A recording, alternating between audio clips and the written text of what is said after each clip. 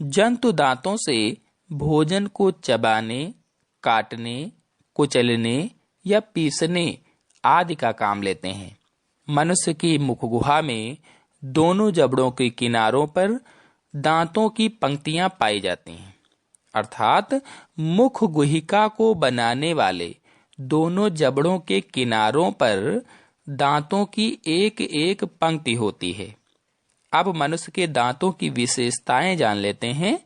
पहली विशेषता है, मनुष्य के दांत अस्थियों के अंदर गड्ढों में स्थित होते हैं, अर्थात प्रत्येक दांत जबड़े की हड्डी के एक गहरे गड्ढे में स्थित होता है, अथवा कहें तो मनुष्य के दांत मसूड़े रूपी गड्ढों में मजबूती के साथ धसे रहते हैं। इसीलिए इन्हें गर्त दंती कहते हैं या अंग्रेजी में ठीकोडॉन्ट कहा जाता है। अगली विशेषता है, मनुष्य व अन्य सभी स्तनधारियों में चर्वणक अथवा मोलर के अतिरिक्त सभी दांत जीवन में 2 बार निकलते हैं। चूंकि दांत जीवन में 2 बार निकलते हैं, इसीलिए इन्हें द्विदंती कहते हैं अथवा अंग्रेजी में डाइफियोडॉन्ट कहा जाता है। सर्वप्रथम दूध के दांत निकलते हैं अथवा शिशुओं में पहली बार जो दांत निकलते हैं जो अस्थायी होते हैं, उन्हें पंतदाती या दूध के दांत कहते हैं। दूध के दांतों की संख्या 20 होती है। बाद में इनके स्थान पर स्थायी दांत निकलते हैं और स्थायी दांतों की संख्या 32 होती है। अगली विशेषता है, कार्यों के अनुरूप दांतों का आकार एवं आकृति अलग अलग होती है। दांतों के इस प्रकार के विन्यास को विषम दंती या हेट्रोडॉन्ट कहते हैं। मनुष्य में दांत अलग अलग प्रकार के होते हैं, अर्थात मनुष्य में आदर्श रूप से 4 प्रकार के दांत पाए जाते हैं। पहला है कृंतक, अंग्रेजी में इसे इंसीजर कहते हैं। दूसरा है रदनक, अंग्रेजी में इसे कैनाइन्स कहते हैं। तीसरा है अग्रचर्वणक या प्राचर्वणक, अंग्रेजी में इसे प्रीमोलर कहते हैं। अगला है चर्वणक, अंग्रेजी में इसे मोलर कहते हैं। तो आदर्श रूप से ये 4 प्रकार के दांत मनुष्य के शरीर में, मनुष्य के मुख गुहा में पाए जाते हैं। अब चलिए इनमें से प्रत्येक की स्थिति, रचना और कार्यों को जान लेते हैं, जिसमें से पहला है कृंतक या इंसीजर। इनकी संख्या मुख गुहिका में 8 होती है, जैसा कि आप चित्र में देख रहे हैं। 4 ऊपरी जबड़े में तथा 4 निचले जबड़े में होते हैं। ये छेनी के समान शिखर वाले दांत होते हैं, जो भोजन को काटने या कुतरने का काम करते हैं। अब आते हैं दूसरे पर। दूसरा है रदनक या अंग्रेजी में इसे कैनाइन्स कहते हैं। इनकी संख्या 4 होती है, जैसा कि आप चित्र में देख रहे हैं। 2 ऊपरी जबड़े में तथा 2 निचले जबड़े में होते हैं। ये कृंतक दांतों के पार्श्व में पाए जाते हैं, उनके बगल में पाए जाते हैं। अर्थात ऊपरी जबड़े में ये वाले दोनों रदनक हैं तथा निचले जबड़े में ये वाले दोनों रदनक हैं। इनके शिखर नुकीले व पैने होते हैं। ये भोजन को चीरने, फाड़ने का कार्य करते हैं तथा साथ ही कठोर भोजन को पकड़ने का कार्य भी करते हैं। अगला है अग्रचर्वणक या प्राचर्वणक, अंग्रेजी में इसे प्रीमोलर्स कहते हैं। इनकी संख्या 8 होती है। 4 ऊपरी जबड़े में और 4 निचले जबड़े में होते हैं। जैसा कि आप चित्र में देख रहे हैं, ये रदनक दांतों के बाद में होते हैं। निचले जबड़े में ये वाले 4 अग्रचर्वणक हैं तथा ऊपरी जबड़े में ये वाले 4 अग्रचर्वणक या प्रीमोलर हैं। प्रत्येक अग्रचर्वणक दांत का शिखर चपटा होता है, अर्थात 2 दंताग्र वाला होता है। इनका मुख्य कार्य भोजन को पीसना होता है। अब आते हैं चौथे प्रकार के दांत पर, चर्वणक पर या मोलर्स पर। इनकी संख्या मुख गुहा में 12 होती है। 6 निचले जबड़े में ये वाले और 6 ऊपरी जबड़े में ये वाले चवर्णक दांत होते हैं। इनका शिखर भी चपटा होता है। ये 3 से 5 तक दंताग्र बनाते हैं। दंताग्र का मतलब है इनके शिखर पर जो उभार होते हैं, उन्हीं उभारों को दंताग्र कहा जाता है। इनका मुख्य कार्य भोजन को दलना या पीसना होता है।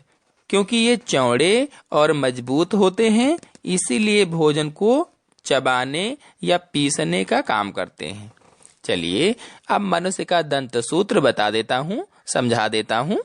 पहले वयस्क मनुष्य का दंत सूत्र जान लेते हैं। I 2/2, C 1/1, PM 2/2, M 3/3 is equal to 8/8 equal to 16 into 2 equal to 32। इस सूत्र को अब समझा देता हूं ताकि आपको अच्छी तरह से समझ में आ जाए। इसमें आई का मतलब है इंसीजर अर्थात कृंतक दांत और 2/2 का मतलब है ऊपरी जबड़े में एक तरफ 2 तथा निचले जबड़े में एक तरफ 2। ये एक तरफ के दांतों को लिया गया है, चाहे वो ऊपरी जबड़े का हो चाहे वो निचले जबड़े का हो। इसी प्रकार दूसरी तरफ भी इतनी ही संख्या में होते हैं, तो कुल 8 हो जाएंगे। लेकिन दंत सूत्र में ऊपरी और निचले जबड़े के एक ही तरफ को दिखाया गया है। इसी प्रकार C 1/1 में C का मतलब है कैनाइंस अर्थात रदनक। ये ऊपरी जबड़े के अर्ध भाग में 1 तथा निचले जबड़े के अर्ध भाग में 1 होता है। इसी प्रकार दूसरे अर्ध भाग में 1-1 होता है, कुल 4 हो जाएंगे। फिर PM 2/2 में PM का मतलब है प्रीमोलर अर्थात अग्र चवर्णक। तो ऊपरी जबड़े के अर्ध भाग में 2 तथा निचले जबड़े के अर्ध भाग में 2 होते हैं। इस प्रकार ऊपरी और निचले जबड़े के दूसरे अर्ध भाग में 2-2 होते हैं, तो कुल मिलाकर 8 हो जाएंगे। फिर M 3/3 में M का मतलब है मोलर अर्थात चवर्णक तथा 3/3 का मतलब है ऊपरी जबड़े के अर्ध भाग में 3 तथा निचले जबड़े के अर्ध भाग में 3। इसी प्रकार ऊपरी तथा निचले जबड़े के दूसरे अर्ध भाग में भी 3-3 होंगे, तो कुल मिलाकर 12 हो जाएंगे। अब यहाँ पर इन सब को जोड़कर 8/8 लिखा गया है, जो कि दंत सूत्र में ऊपरी तथा निचले जबड़े के अर्ध भाग के दांतों की संख्या ली गई है। अतः दूसरे अर्ध भाग वाले दांतों को जोड़ने के लिए 2 से गुणा कर दिया गया है। इस प्रकार संपूर्ण दांतों की संख्या 32 हो जाती है। इसी प्रकार बच्चों के दांतों का दंत सूत्र या दूध के दांतों का दंत सूत्र होता है, जो आपको बता देता हूँ। I 2/2, C 1/1, PM 0/0 क्योंकि प्रीमोलर दांत बच्चों में नहीं होते हैं। M 2/2 इज इक्वल टू 5/5, इन सबको जोड़ दिया गया है, is equal to 10 into 2 is equal to 20 अर्थात बच्चों में 20 दांत होते हैं। जब बच्चा लगभग 6 माह का होता है तो दूध के दांत निकलना शुरू होते हैं, और जब लगभग 6 वर्ष का हो जाता है तो दूध के दांत गिरना शुरू हो जाते हैं तथा लगभग 12 वर्ष तक गिर जाते हैं, जो अस्थायी दांत होते हैं, और स्थायी दांत उनका स्थान ले लेते हैं। बच्चों में मोलर दांत नहीं होते हैं, लेकिन जब लगभग 14 वर्ष का बच्चा हो जाता है तो दोनों अर्ध भागों में 2-2 मोलर दांत बन जाते हैं। इस समय बच्चों में 28 दांत होते हैं और अंतिम 4 दांत लगभग 16 से 22 वर्ष की आयु में निकलते हैं, जिन्हें अकल दाढ़ें कहते हैं। चलिए अब दांत की संरचना को समझ लेते हैं।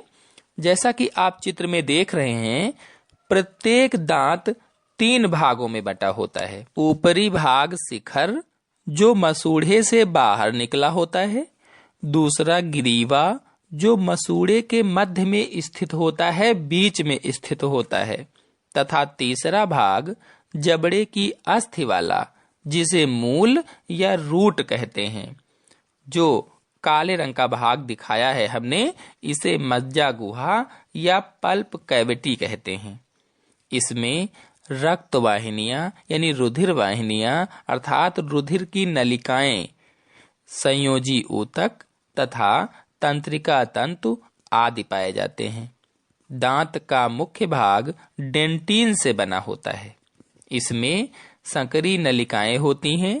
डेंटिन के बाहर दांत की जड़ तथा ग्रीवा भाग पर सीमेंट की पतली परत होती है, जो दांत को अस्थि में मजबूती के साथ जमाए रखती है। शिखर पर सफेद इनेमल की तरह परत होती है, जो डेंटिन को सुरक्षा प्रदान करती है।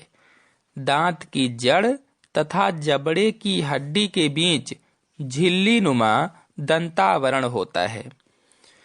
तो इस प्रकार आज के वीडियो में मैंने दांत के बारे में संपूर्ण जानकारी आप लोगों को दी। आशा है आप लोगों को मेरे द्वारा दी गई जानकारी समझ में आ गई